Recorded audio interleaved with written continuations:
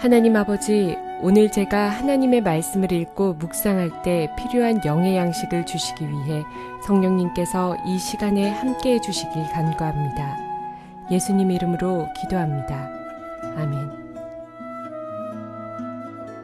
오늘 우리에게 주시는 하나님의 말씀입니다. 너는 순금으로 등잔대를 쳐 만들되 그 밑판과 줄기와 잔과 꽃받침과 꽃을 한 덩이로 연결하고 가지 6을 등잔대 곁에서 나오게 하되 다른 3가지는 이쪽으로 나오고 다른 3가지는 저쪽으로 나오게 하며 이쪽 가지에 살구꽃 형상의 잔색과 꽃받침과 꽃이 있게 하고 저쪽 가지에도 살구꽃 형상의 잔색과 꽃받침과 꽃이 있게 하여 등잔대에서 나온 가지 6을 갖게 할지며 등잔대 줄기에는 살구꽃 형상의 잔넥과 꽃받침과 꽃이 있게 하고 등잔대에서 나온 가지 6을 위하여 꽃받침이 있게 하되 2가지 아래에 한 꽃받침이 있어 줄기와 연결하며 또 2가지 아래에 한 꽃받침이 있어 줄기와 연결하며 또 2가지 아래에 한 꽃받침이 있어 줄기와 연결하게 하고 그 꽃받침과 가지를 줄기와 연결하여 전부를 순금으로 쳐 만들고 등잔 7을 만들어 그 위에 두어 앞을 비추게 하며 그 불 집게와 불똥 그릇도 순금으로 만들지니 등잔대와 이 모든 기구를 순금 1달란트로 만들되 너는 삼가 이 산에서 내게 보인 양식대로 할지니라. 사랑하는 성도 여러분, 평안하셨습니까? 오늘도 주님께서 주시는 말씀과 함께 복된 하루를 열어가시기 바랍니다. 오늘 우리에게 주실 하나님의 말씀은 출애굽기 25장 31절에서 40절로 어제와 동일한 본문이 되겠습니다. 오늘은 금등대에 대해서 살펴보고자 하는데, 특별히 금등대와 다른 성경이 연관된 말씀을 통해 가지고 이 금등대가 바로 빛으로 오신 예수 그리스도만을 나타내는 것이 아니라 바로 우리 자신, 우리 교회에게 요구하시는 말씀이 있다는 것을 살펴보고자 합니다. 먼저 스가랴서와 요한계시록에 특별히 이 말씀이 구체적으로 나오는데, 스가랴서 4장에 보면은 그 당시에 바벨론 포로에서 기환된 이후에 이스라엘 백성들은 성전을 재건축하고자 합니다. 그런데 사마리아인들의 반대로 인해 가지고 그 건축이 지지부진하면서 몇 년 동안 그 일을 안 하게 됩니다. 그때 하나님께서는 스가랴 선지자에게 승금등대의 그 환상을 보여주십니다. 여기 지금 출애굽기에 나왔던 그 금대 환상을 다시 한번 보여주심을 통해 가지고 예루살렘 성전이 그 전에 있던 예루살렘 성전이 다시 한번 지어져야 하고 그것을 통해서 하나님의 뜻이 이루어져야 한다는 것을 말씀해 주십니다. 근데 그때 순금대 환상을 보여주시면서 하나님께서 말씀해 주신 것이 있습니다. 그것이 무엇이었냐 하면은, 워낙 그 당시에 이스라엘 백성들과 스룹바벨 지도자들이 힘을 잃어가고 있었기 때문에 하나님께서는 그 말씀을 해주십니다. 너희가 힘을 잃고 있느냐? 근데 이것은 너희의 힘과 능으로 되는 것이 아니라 오직 나의 능과 나의 힘으로 된다는 것을 스가랴 선지자를 통해서 말씀해 주십니다. 즉, 그 성전을 건축하는 데서 수많은 방해가 있고 여러 가지 어려움이 계속 있을 것이다. 그럼에도 불구하고 이것은 나의 힘과 나의 능으로 되기 때문에 충분히 가능하니까 그 일을 계속하라 라고 지금 하나님께서 스가랴 선지자에게 말씀해 주고 있는 것입니다. 그때 바로 스가랴 환상에 나타난 그 금등대가 무엇이었습니까?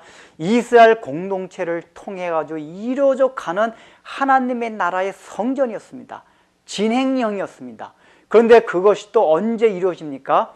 예수님께서 이 땅에 오셔가지고 너희네가 이 성전을 다 허물라, 그럼 내가 다시 세우리라고 하심으로 예수님께서 그 성전이 자기 몸임을 가르쳐 주셨습니다.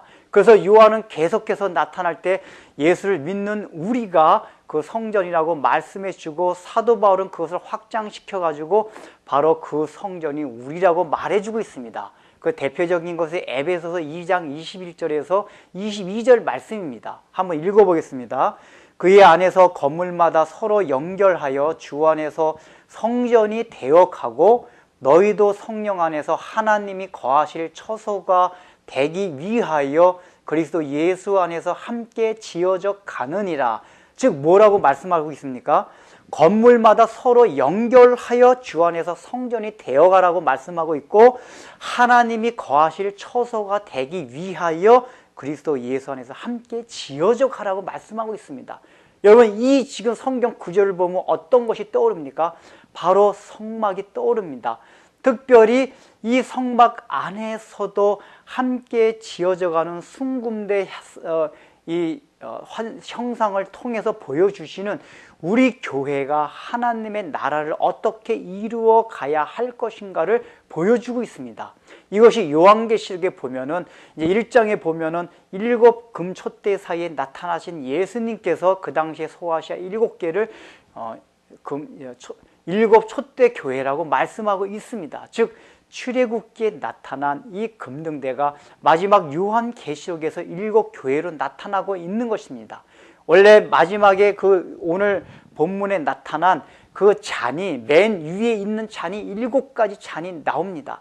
줄기에 나타난 것 말고 맨 위에 게 7가지입니다. 즉 이 7개가 스가랴서에서도 7 등대로 나오고 요한계시록에서도 마지막 7 촛대로 나오고 있습니다.